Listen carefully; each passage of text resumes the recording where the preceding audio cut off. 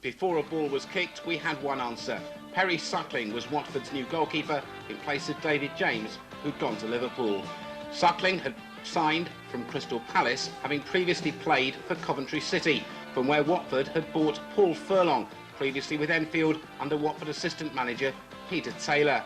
And Furlong was brought to lead the attack. Meanwhile, also arriving mid-season was another striker, Ken Charlery from Peterborough. He had come to play alongside Paul Furlong in an attack that had been bolstered by another new player, Harry Willis, who'd made the short trip across Hertfordshire from Barnet. Roger Willis, originally from Sheffield, was another addition to the Watford side. The season began against Millwall, and Perry Suckling was found out by the back pass law, causing problems and giving Millwall, one of the pre-season promotion favourites, an early lead. But the match was to turn on its head. First, by the sending off of former Hornet Malcolm Allen, red-carded by referee Gurnham Singh, and getting the distinction that he wouldn't have wanted of being the first red card victim of the season. Then it turned Watford's way. First of all, the award of a penalty for the challenge by goalkeeper Casey Keller, and Jason Drysdale did the rest. Watford were back on level terms, and they were to make their man advantage tell as the match wore on. In the perfect sunshine, Darren Baisley supplied the cross for Lee Nogan to make it 2-1. Nogan, certain to make an impact as the season wore on, was desperately keen on a good start. And from a long clearance by Perry Suckling, they got what they wanted, a third goal, as Darren Baisley nipped in against Casey Keller's despair and kept his nerve and his skills to make it 3-1 to Watford, and the perfect start to their season. Grimsby's match will be remembered for a long time, not necessarily because of the result, but because two teams produced top quality football. Paul Furlong getting his eagerly anticipated first Watford goal to equalise for the Vicarage Road side, but the Mariners were constantly a threat coming forward, and they got themselves back in front on the stroke of half-time. But Watford were never going to give up without a real fight. They pushed the ball forward, and from another corner, it was Keith Dublin who finally got on the end to make it 2-2. Watford thought they had a point, but just as the game seemed to be drifting towards a 2-2 draw, there was to be a sting in the tail, as Grimsby Town, from a free kick, found themselves with a great opportunity to make it 3-2. Graham Rodgers' header proving decisive. Victory for Grimsby, but Watford getting plaudits for the quality of their football. And it was the quality of their football again, despite a Steve Slawson goal, that was to give them another victory, this time away at Notts County. They came from behind with a magnificent Jason Drysdale free kick to level things. And then great work set Paul Furlong clear, and as Watford fans were to find out more later in the season, he didn't miss from there. They were to face another East Midlands side, Derby, at Vicarage Road on the Saturday, with hopes high of making it 3 wins out of 4. But despite the sending off of Derby's defender Kavanagh for a professional foul, the Hornets had to settle for a point from a goalless draw. Into September and to Upton Park, West Ham, one of the favourites for promotion, and certainly showing Watford in front of goal that they were a potent force. But Paul Furlong had already proved he was a handful, and he did so again with a glorious left-footed strike, which gave the West Ham defence no chance, and Ludek Miklosko didn't quite know what had hit him. But again, a point wasn't to be Watford's, another defensive mistake, and West Ham had won by 2-1. Notts County came looking for revenge for their defeat at Meadow Lane, and they got it with a 3-1 win. Watford unable to contain them going forward, but 1 goal only was all they were to get, courtesy of Jason Drysdale. But Notts County cut loose in determined mood, and 2 second-half goals were to be enough to send the points conclusively back to the Midlands. The final score, Watford 1, Notts County 3, in a match also marked the end of the season for Watford defender Nigel Gibbs, who tried an injury out, and it had proved not to be withstanding the pressure. It was the end of Gibbs' season, to the bitter disappointment of everyone at Vicarage Road, apart from the fact that they've lost points. Away from home, though, Watford's performances were beginning to look more and more impressive.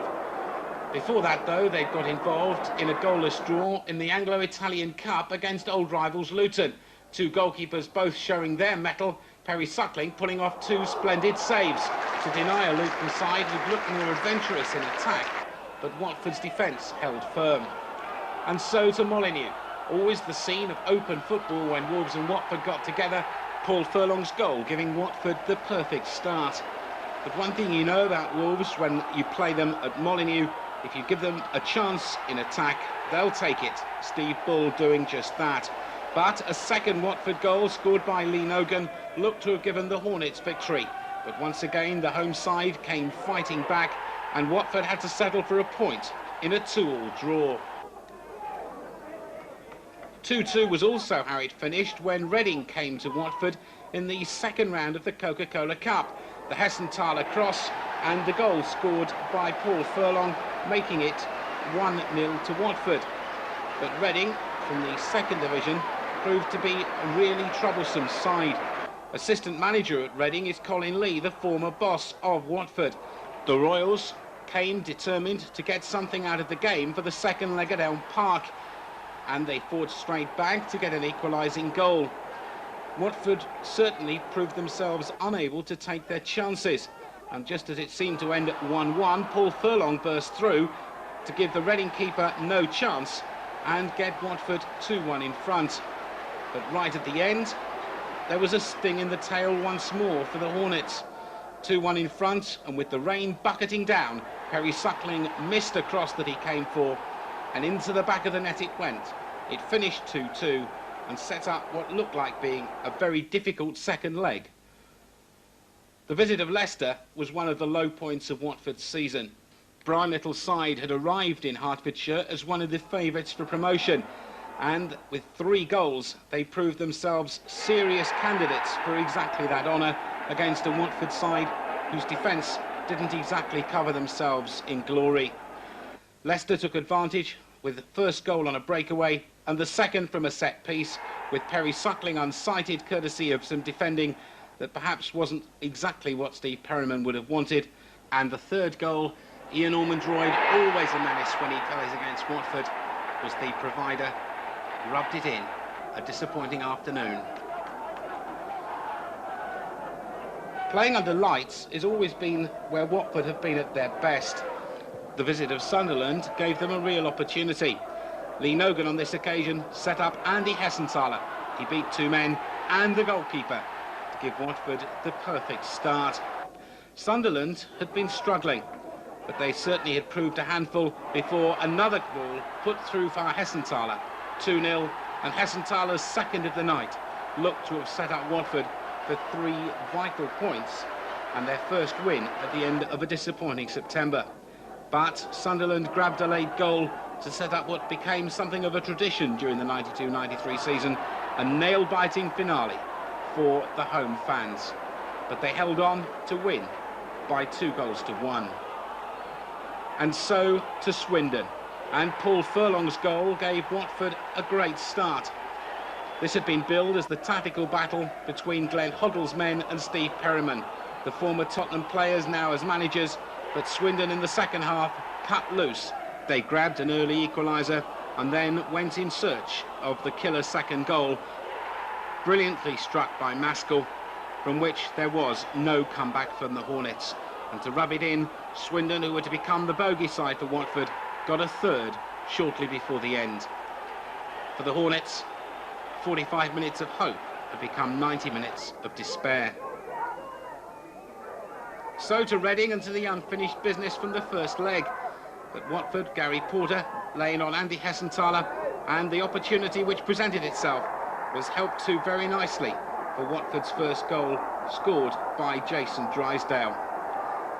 And the second goal, another good move through the middle, this time setting up an opportunity to really settle the match. Gerard Lavin playing the ball in, and this time the second one quite convincingly. It was 2-0, and Watford were through to the third round of the Coca-Cola Cup in a match against either Leeds or Scunthorpe. That went on the back burner as Watford played Bristol Rovers at Vicarage Road. An early penalty, when Lee Nogan was fouled, saw Jason Drysdale oblige once more. But Bristol Rovers had shown that their defence was somewhat accident-prone. But they could well take advantage of any gifts from opposing defences.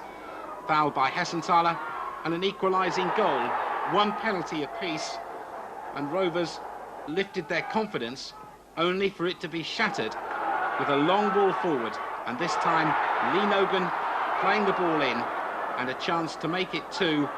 Well, thank you very much indeed, said Paul Furlong. Watford were in front, Rovers were shaking their heads, and it was to get worse for the West Country side. A long ball from Holdsworth for Nogan, 3-1 the result. Nogan keeping his head well. As Parkin came rushing off his line, he simply toe-poked it over him, and Nogan was to complete his second later in the game, but not before Bristol Rovers had got a second goal themselves, courtesy of Saunders, taking advantage of the bounce of the ball favouring him as against Watford. And then came the fourth Watford goal that settled the issue beyond doubt. Lee Nogan again. Watford 4, Bristol Rovers 2.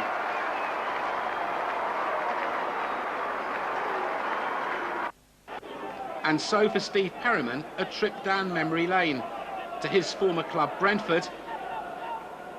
And a goal behind Watford went shortly before half-time. Brentford playing some good football in the box, and Watford in the end conspiring only to put it in themselves. An own goal by Trevor Putney, and Watford a goal down. But once again it was Lee Nogan, who got 2 the previous week, to the rescue. Jason Drysdale served it up, and Lee Nogan did the rest. It finished 1-1.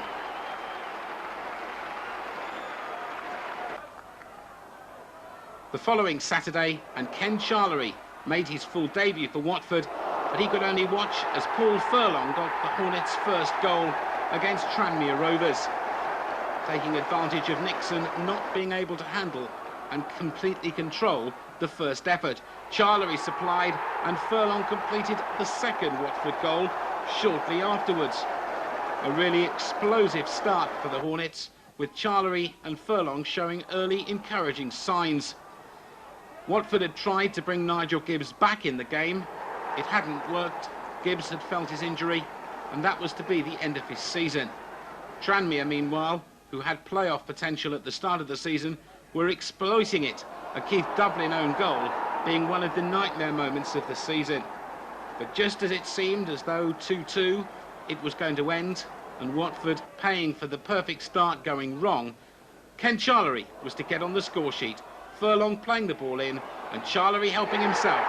A victory for Watford by 3-2.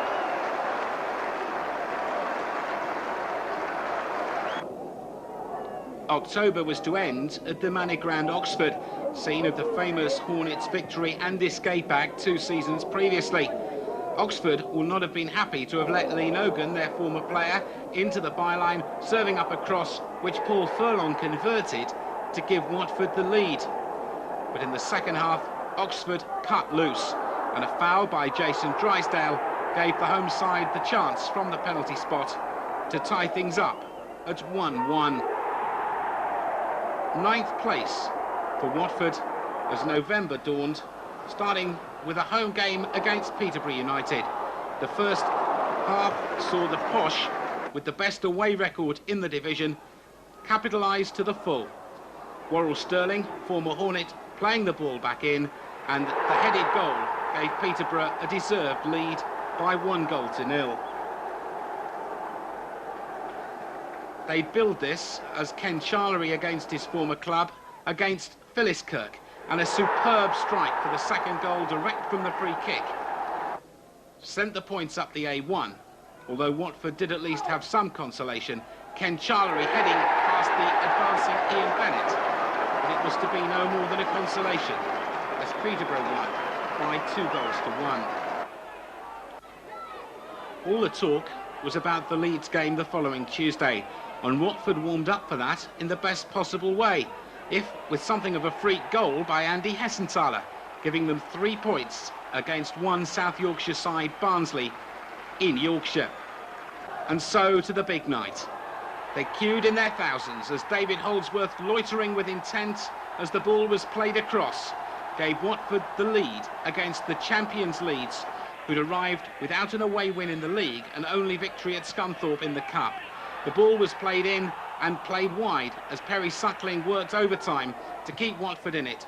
As Drysdale played the ball across, Paul Furlong was held, said referee Vic Callow.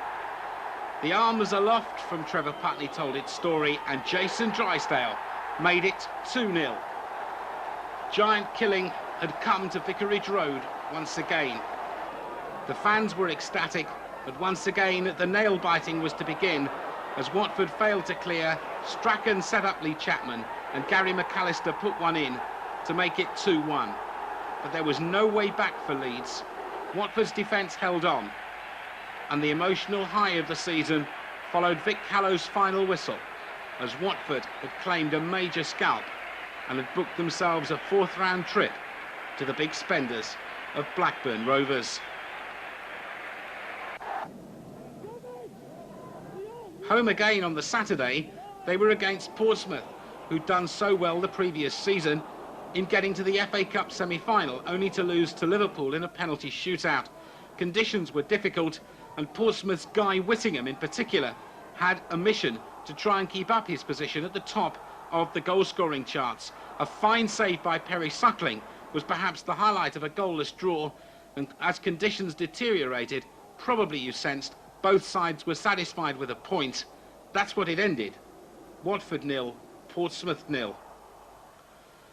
The turning point of Watford's match against the leaders Newcastle unquestionably was the sending off of Gerard Lavin. Watford had looked as though they were holding Newcastle. It was 0-0 at half-time. They conceded one shortly after the break, and a penalty to Newcastle gave them a second goal, despite the heroics of Perry Suckling in making the penalty save. From an away match at Newcastle to an away match at Luton, and Ian Benjamin got the first goal in a match which was dominated by the conditions. Luton certainly adapting to them better and getting two late goals against a disappointing Watford. That hurt, and Watford came back with a goalless draw against Bristol City, where Keith Welsh in the Bristol City goal made several fine saves to deny in particular Lee Nogan and also Ken Charlery.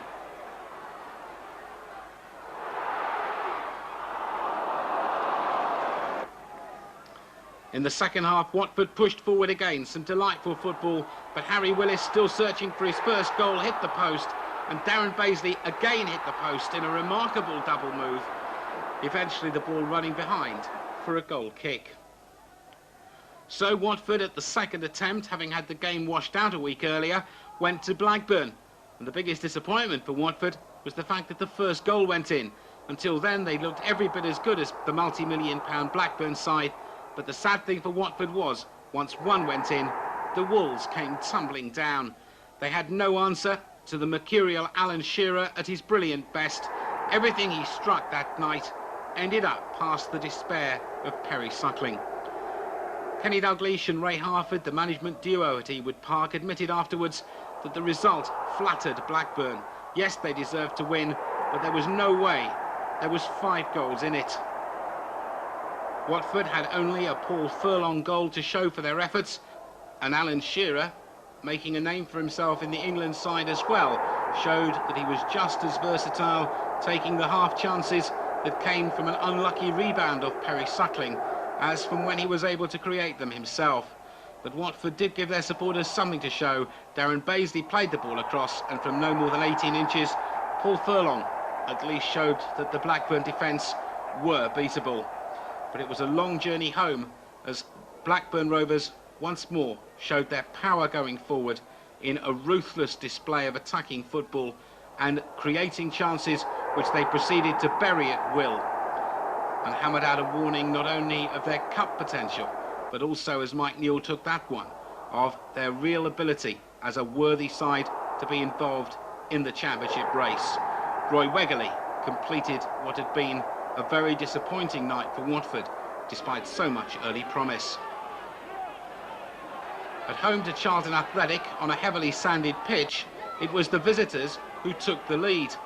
Watford certainly not able to create things up front, and as Charlton broke clear, they had a great opportunity which Robinson took with ease to open the scoring. But Watford weren't done with. They pushed players forward. Hessenthaler supplied the cross. The goalkeeper stayed on his line. And from the rebound, Ken Charlery tied it up at 1-1. On the Saturday before Christmas, it was to Birmingham, and an early Christmas present for the Watford supporters from Paul Furlong. Walked the ball in at the end of a glorious run. Birmingham got an equaliser early in the second half. The introduction of Paul Pesci-Solido had made the difference, but Furlong's second goal looked to have given Watford the points. They counted, though, without a late moment of brilliance from Birmingham City, which saw the side threatened with relegation grab a priceless point. On Boxing Day, Southend United against Watford, and a penalty controversially awarded by referee Paul Alcock gave the home side the lead. But that, it seemed, was just what Watford needed. It provided them with a lift and the determination to claw their way back. Within minutes of the restart, Jason Solomon's first goal at senior level had made it 1-1. His obvious delight was to be followed shortly afterwards by the winning goal. Again, Southend's defence in a mess, and Ken Charlery finding the corner. Southend 1, Watford 2, and it was a happy Christmas. But hopes of finishing 92 on a high had improved even more, with two early goals against another side threatened with relegation, Cambridge United. Ken Charlery got the first of the goals with a header. And after some great work, it was finally Harry Willis, who'd made so many, finally to find himself getting the second goal to put Watford 2 up. But the alarming scenes of Watford unable to hold a lead became even more evident in the second half. Claridge set up Tony Dennis, and Watford conceded an own goal. But worse was to come as the referee looked at his watch. An opportunity gratefully taken. 2-2. And Watford's season had reached its halfway point with a point dropped against Cambridge. At that stage, we paused for the FA Cup, and an own goal by David Holdsworth gave Wolves the lead on what was to turn into a nightmare afternoon. Watford, though, did get themselves an equaliser from Lee Nogan, and for just a few minutes, it seemed as though they were going to rescue the game. But Wolves were in determined mood, making Watford pay for defensive lapses, and they were to cut loose to provide certainly the low points of the home season. The Watford defence simply wasn't able to cope with Wolves throwing players forward, and 2-1 down at home, they had to chase the game. As the defence watched, Andy Much, recalled to the side, added another. And again, Watford were hopelessly outnumbered as the rout was completed. Wolves went to round 4. Watford were booed off. A week later, they had to rouse themselves to take on Wolves again, and it could hardly have been more different. Beautifully set up, Paul Furlong, who scored a great goal in the first game between the sides at Molineux, got himself an early strike. That was important because it settled down. Again, conditions were difficult, but again, Paul Furlong proved a real handful, getting a second goal early in the second half, as Watford stayed on course for a win that was as crucial to their supporters as it was to anyone, especially with new young goalkeeper Simon Shepherd replacing Perry Suckling, who was injured, in goal. Wolves got one back. There was nothing Shepherd could do about it, but any semblance of a Wolves recovery was ended when Lee Nogan burst through to seal Watford's win. Important one to put them 13th in Division 1 as they made the journey to Leicester. Sadly, this was to be another disappointing afternoon.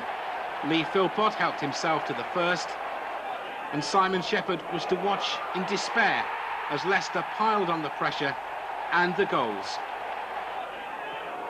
In a first half which was one-sided in terms of the goal scoring, every time Leicester played the ball forward, Watford seemed to buckle, although they did get one back as the second half started, courtesy of Jason Solomon, and Keith Dublin saw an effort deflected into the path of Lee Nogan to make it 3-2.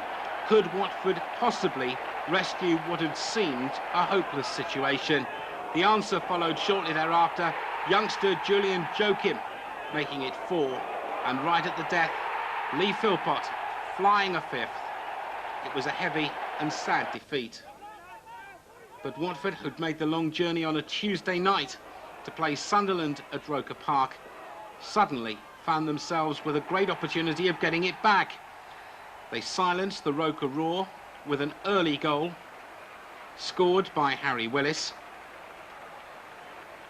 And in one of their best away performances of the season, proceeded to win a second goal. Hessenthaler supplying the cross, and this time there was no danger for Paul Furlong as he came in from no more than 2 yards to tap in. It had been the cross from Hessenthaler that had seen the panic button pressed in the Sunderland defence when Paul Furlong had hit the jackpot. Once again, though, a win had to be earned as Sunderland found themselves with one back late in the game. It wasn't to be enough. The victory had gone the way of Watford, as they then went in search of revenge against Grimsby, and it had looked likely when Paul Furlong had opened the scoring as though Watford were going to record back-to-back victories. But Grimsby, who'd shown so much attacking flair at Blundell Park, made Watford pay for defensive mistakes, the first from a set piece. The second again, courtesy of some defending that will not have made Watford particularly happy. All eyes went to the linesman, but Grimsby had their tails up, and as they fought forward again, Watford could only watch in despair as the third goal went in, the linesman judging the ball had gone over the line. Watford did get a second goal back, courtesy of that man Nogan again with a header, but there was no way they were going to get their hands on any of the points. For drama, the first 45 minutes against Millwall took some beating. The Lions came roaring out, and Watford's defence simply could not hold them. Chance after chance was created, and chance after chance ended up in the back of a shell-shocked Watford defensive net. Millwall had lost 3-1 at Watford on the opening day of the season, and they extricated revenge in some style.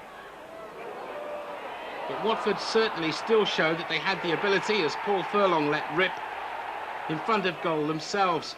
Despite all their defensive problems, they were still a potent force in front of the opposition goal. Millwall carrying on where they left off, although Lee Nogan got another Watford goal.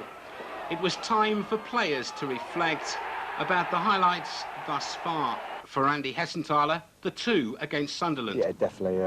You know, to score 2 goals on that night was great for me, because obviously I don't get many. I only got 2 this year anyway. Well, 3 this year, sorry. But for that night, you know, I was pleased the way I took me chances. I just wish that the chance I had, you know, through the season, I'd taken them the same, really.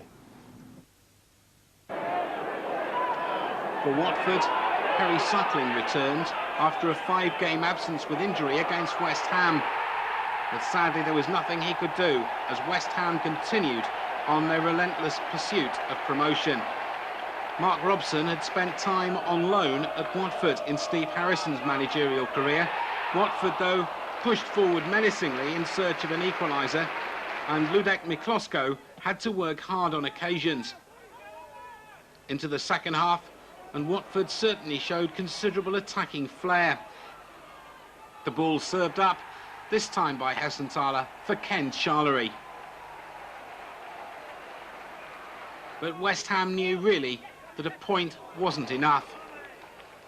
Watford went in search of a winner and were made to pay for it as West Ham grabbed 3 priceless points. in their promotion drive. Watford got off to a perfect start against Derby with a goal from Ken Charlery inside the first minute. A second goal followed shortly afterwards, with Furlong set up with a glorious back heel by Charlery, making it 2. Controversy followed with the sending off of the Derby centre-half Coleman, but Keith Dublin then gave away a penalty from which Derby County's Mark Pembridge scored to give the home side some hope. It wasn't to be.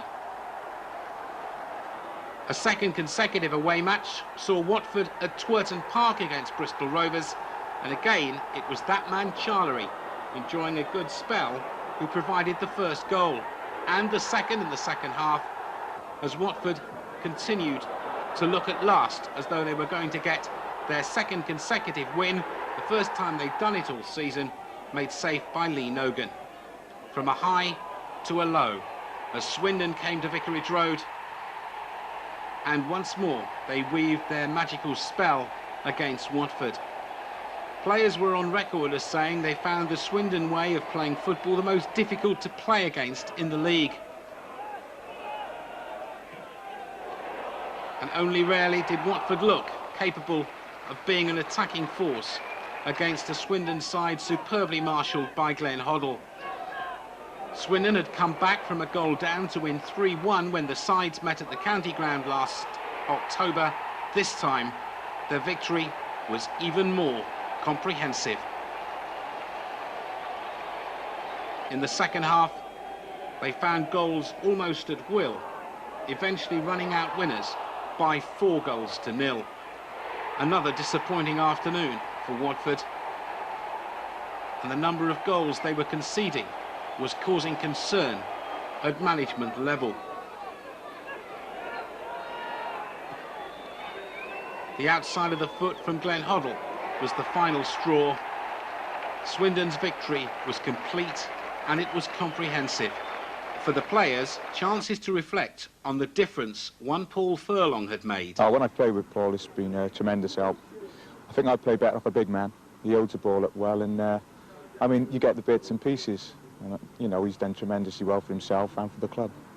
You see him in training, 5-a-sides, no one gets near him, can't get the ball off him, he's so strong. And goals, your trademark as well, and perhaps the 2 against Bristol Rovers will be the happiest memories for you as far as goals concerned? Yeah, I think so. I mean, I played up front that day, and I mean, the one was a lob, so I was pleased with that. And I could have had a hat-trick that day, so many opportunities, and it was a good team performance. Lee Nogan took his place as Watford went to Fratton Park, Portsmouth. Pompey were flying. They were looking good bets for automatic promotion, and Watford knew it was going to be a difficult night. For long periods, their defence looked as good as it had in months, but late in the game, Mark Chamberlain was to win it for Pompey. Beautifully worked move, finally seeing Watford beaten at the back, although a 0-0 had until then looked extremely likely. Barnsley always seemed to do well at Watford. Maybe the fact that their squad includes an archdeacon and a priest and a bishop might well have something to do with their success at Vicarage Road. But when Watford got themselves a second-half equaliser, it did seem as though it was going to be enough to give them the points.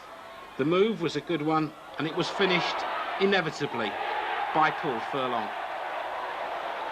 It looked like a 1-1 scoreline, but Barnsley had other ideas right at the death. In injury time from a free kick, the points went up the M1. And Watford went down the M4 to Bristol City. They went 1 goal down early, and in the second half, once again looked on course for a point, as the ball was played finally past the advancing goalkeeper by Ken Charlery.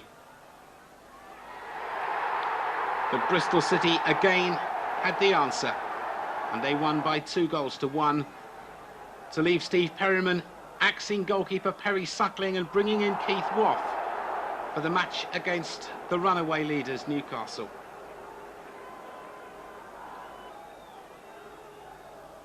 Gary Porter's free kick At the far post, Holdsworth, Charlery's first attempt, the second decisive from Paul Furlong.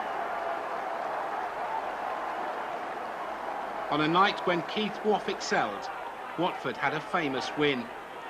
The following Saturday, another clean sheet with Waugh in goal, this time the veteran keeper doing well against a Peterborough United side at London Road. There, saving from Adcock, and on one of Watford's rare sorties, it was Holdsworth who saw his effort saved by Bennett when goalkeepers ruled the roost. It was a disappointing return game against Luton. Just as at Kenilworth Road, the conditions ruled. The biggest plus for Watford, another clean sheet. Phil Gray's effort acrobatically tapped over his own bar by Keith Waugh. Andy Hessenthaler's cross. The effort was by Willis. And Alec Chamberlain this time denying him. It finished 0-0. On the training ground, the question was for Jason Drysdale. He'd scored penalties that had been crucial all season, none more so than the one against Leeds United. Yeah, it was you know, very improved vital because they scored right at the end. So I was nervous at the time, but you know, fortunately hit the back of the net. What is the secret of a good penalty? I think if you strike them very, you know, firmly, the keeper hasn't got a chance, you know, providing you hit him in the corners, and he's got to go very early to save them. So I try and hit him with a bit of pace. Of all the teams that you've played against this season, which one have you actually found the hardest to play against? Swindon, definitely. They play, you know, brilliant football, and for some reason we never seem to get a kick against them. I've only ever beaten them once in my career. Played them about 6 or 7 times, and they pass the ball around, and it's very hard work playing against them. So Watford went to Charlton Athletic. The first goal, something of a cruel deflection. Charlton were playing back at the Valley that had been their home for years until they'd been forced to move. Watford's only goal of the night, an own goal off a Charlton defender. The Valiants always looked the side more likely to win it, finally settling it with another set-piece goal to win 3-1. Southend's visit brought with it Barry Fry, the new manager at Roots Hall, desperate to try and get his team out of the relegation dogfight. Watford knew that they would have to defend. Perry Suckling was recalled in goal, and despite a few scrapes at each end, the match finished in a 0-0 draw. Southend probably felt they had the better chances, but it was a day when Watford could once again reflect upon the solidity of their defence, which didn't concede a goal. From one side facing relegation, Southend had their opportunities. There were loud screams for a penalty, but Andy Anser didn't get what he felt he should have had in a goalless draw. 1-1 was the final score when Watford went to the Abbey Stadium to take on Cambridge United. A goal, beautifully struck, gave Watford the lead. It came from the right foot of Lee Nogan. But Cambridge upped the throttle in the second half and got an equalising goal which set up a grandstand finale. They pushed forward menacingly, and Paul Rayner found a way past Perry Suckling. It ended in a 1-1 draw, Watford nearly nicking it at the end when, from a free kick, they hit the post. Already the season was coming to its end, and there were reflections, no more so from 3 defenders, about Christmas, where it had all gone wrong. Well, with the anticipation we started off the season beginning like I think on paper it's easier to say that when we're going in, I think the lads all thought we had a good team, strong enough to go into the playoffs or get guaranteed promotion. As you know, like the likes of Newcastle's and the Portsmouths have got a consistent run, and I think that's where we lacked at the start and towards the end of the season. Is that the key word, Barry, consistency? Yeah, definitely. There's far too many times that we've lost games or drawn games, you know, through silly mistakes, like individual errors. But I mean, if we'd have picked up a few more wins, then we may have been up there. But it's just been a disappointing season, really. David, for you, I suppose inevitably the highlight will be the header against Leeds. Leeds, yeah, that was obviously a big night for the club, and to score against the league champions was obviously a highlight of my season, really. It was a nice header, something that we had worked on in training. And then that night it came off. It was probably the night to work, and as it did. 3 of Watford's last 4 games were at Vicarage Road.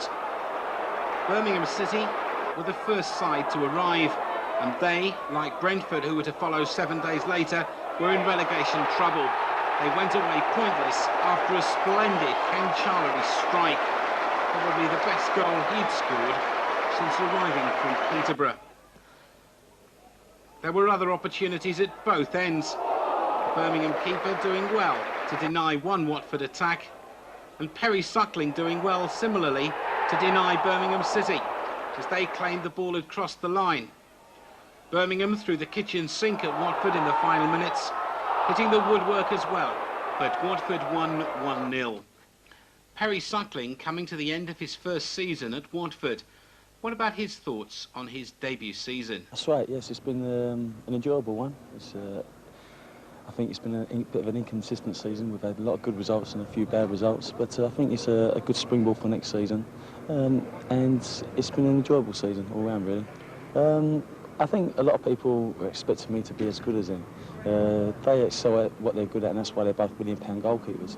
But I've come here and I hope to prove to people, the Watford supporters hopefully, that I was a fairly good signing. I mean, it's on a free transfer, and I'd like to think that the gaffer and a lot of the supporters have been pleased with, really. What about personal highlights? There's been 1 or 2. I mean, I remember my debut, which was a very good one, in a 3-1 win against Millwall, but unfortunately I gave away a bad goal. I think when we played Portsmouth at home, very wet day, very windy conditions, and Guy Whittingham scored many goals this year, has come through 1-against-1 with me, and I managed to stand up and make a good save to my left, which on the Tuesday night, the previous, I did the same to Eric Cantona. So it was great to see them 2 saves come out. Suckling was to claim another clean sheet against Brentford, another side who were fighting against relegation. Watford's attacking was again coming through well.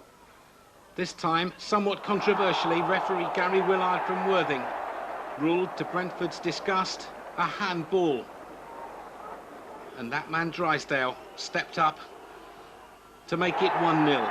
It turned out to be the match-winning goal. After consecutive 1-0 wins, Watford could just conceivably afford a little bit of pressure off as they approached their final 2 games. But to hold on to the 1-0 win against Brentford, they had to ride their luck and some strong Brentford attacking. Gary Porter wanted his name on the score sheet. So too did Paul Furlong. But it was only 1 at the end. For top scorer Paul Furlong, he was now red-hot favourite for Player of the Year. Those goals had started back at Grimsby. Yeah, it was a big relief, actually. Yeah, I was pleased to score that goal, and it led to many more, like, you know. Of all of them, a couple that particularly will stick out?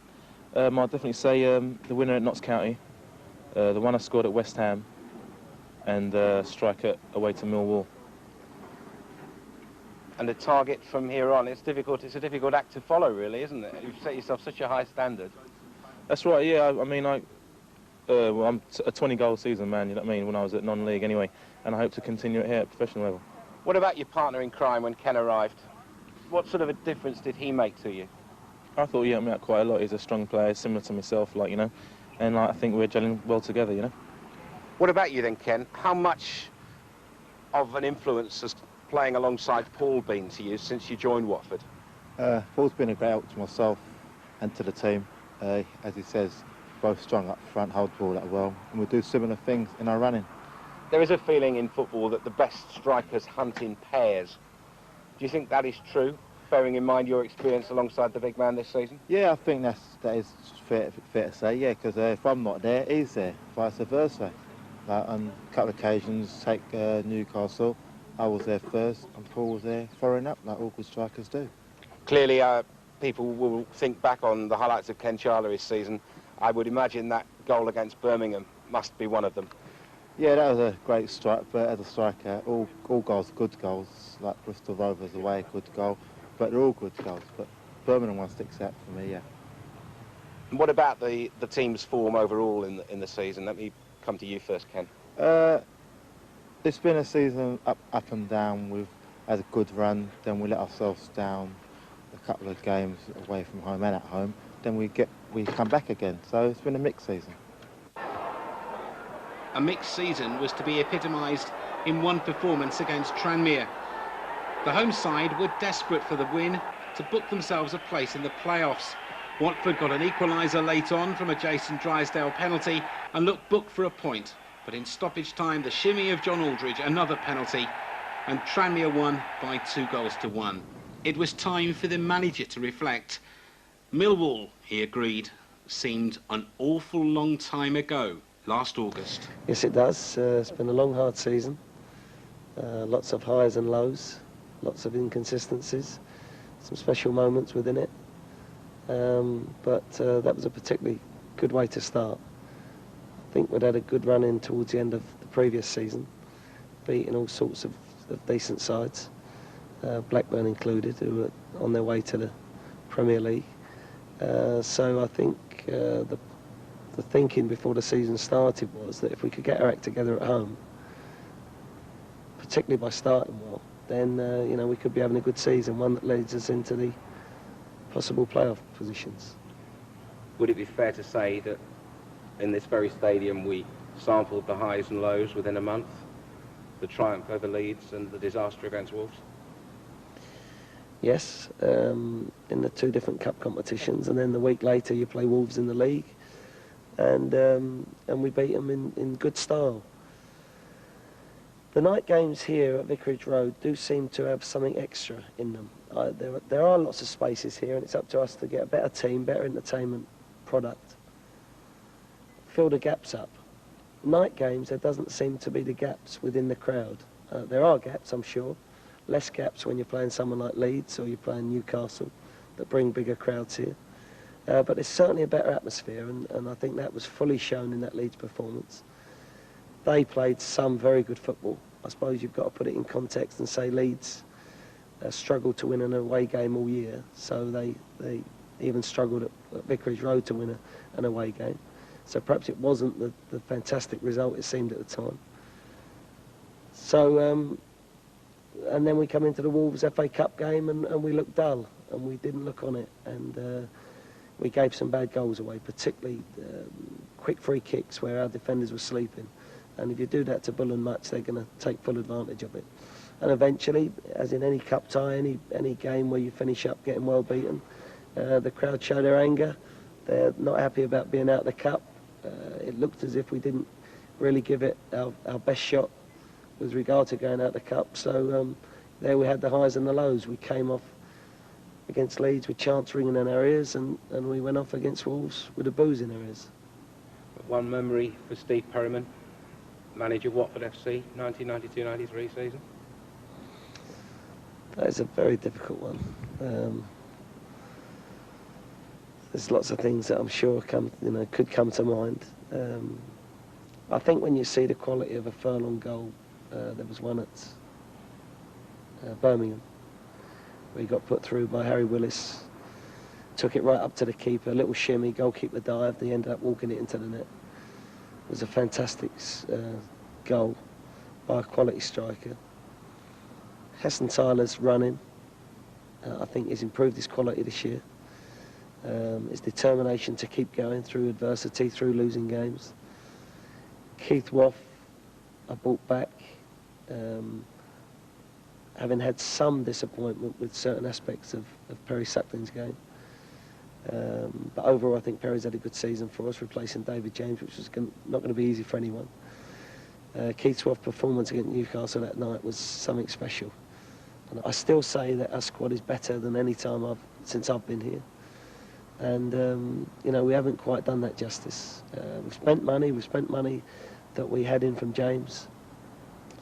Bought Charlie, Willis, Furlong, Suckling was a free, but it's still a newcomer to the team. I think they've all done certain things very well, probably dipped out on others.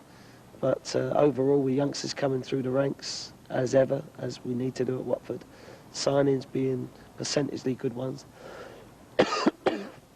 that you know, it's just a fact of life that the overall product has not been quite right.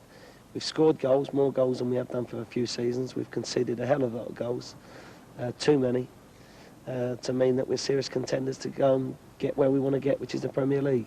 But the final game of Watford's season against Oxford was to mark the end of the Vicarage Road end. It was to be demolished and replaced by a new stand. The home fans were to get an all-seater area, and the Hornet shop was cashing in on the occasion. Souvenirs and the opportunity to be part of history. The last game of the 92-93 season, the last game where you could stand at the Vicarage Road end, and the souvenirs were being bought up because this was going to be a quite extraordinary summer.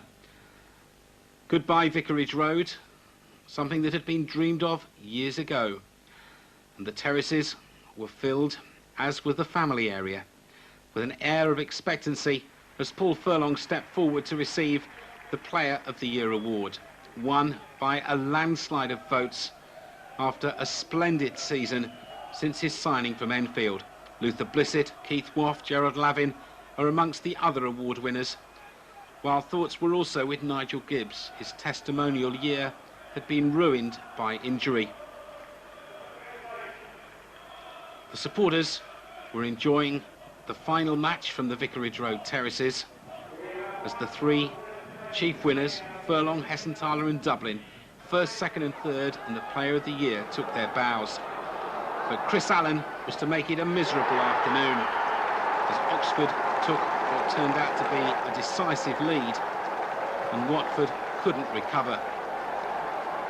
The season, sadly, was to end on an anti-climax. Paul Furlong and Andy Hessenthaler both tried. Neither of them could defeat Paul Rees in the Oxford goal. And in the May sunshine, Watford were beaten 1-0. But they had one last appointment to keep in the London five-a-sides at Wembley Arena. Early wins took them to the semi-finals against West Ham. Commentator Peter Brackley. So off we go, the first of the semi-finals in this fiercely contested five-a-side tournament. West Ham, who've come through against Brentford. Drysdale looking for movement from Nogan ahead of him, and Porter here. Now Nogan, good build up by Watford, and it's snicked in. Let's get those 10. Keane. 10, 9. At the end of the first half, it's first block to Watford, maybe second.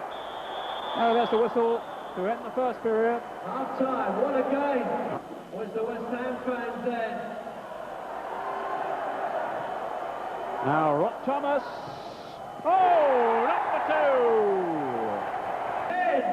2. 10 seconds to go. And Watford are going through. There'll be a free kick if there's time to take it. I doubt there will be. It's too late for West Ham.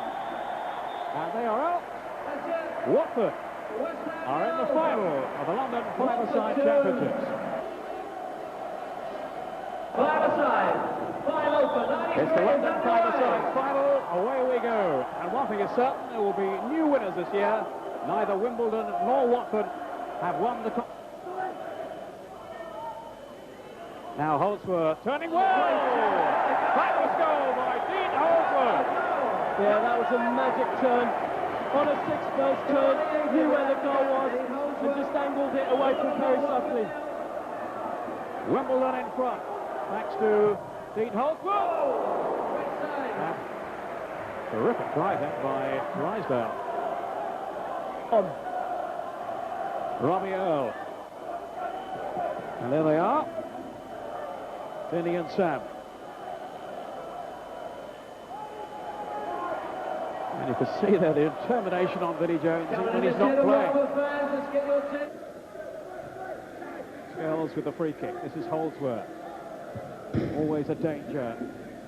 And his goal dividing the teams in this final. 10 seconds. No foul. Tony Ward waiting to play on. 10 seconds of the first half to go. 7, 6, Cut out by Hassan-Tyler. Porter, no good! Oh, great chance for Watford. Into the second half then. The double switch made by Watford, as they have throughout the competition.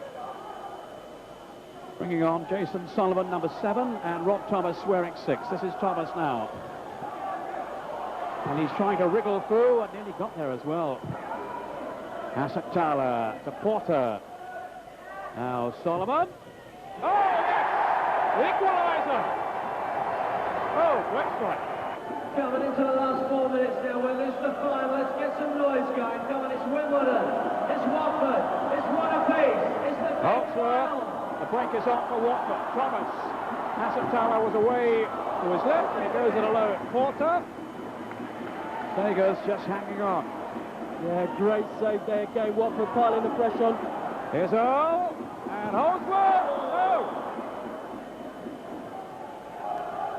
Thomas out wide. 60 seconds to go. Maybe it's going to need penalties to separate them in the final. Thomas. Here's Barton.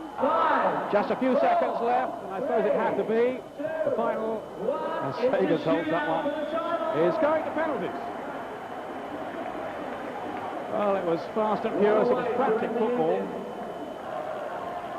Well, the technique for taking penalties tonight is definitely picking a spot, and I think it's a side foot. There's too much risk with a blur. Well, here's Warren Barton with the first one, and that's saved by Perry Suckling. So, it's still sudden death. And now, there's a bit of psyching going on. The pressure on the face of Pat Sagers. For the tournament. Saying that from his run-up. Here's Porter's kick. It's there! And Watford are the winners of the Evening Standard London Five-a-Side Championship. Well, I don't think anyone would have predicted them from the off, John, but fair credit to them. They played exceptionally well, and they trapped through at the finish. Yeah, they've done the first division proud. They've been brilliant. Scared to shoot. They came out here to enjoy themselves, and they've done Watford proud tonight.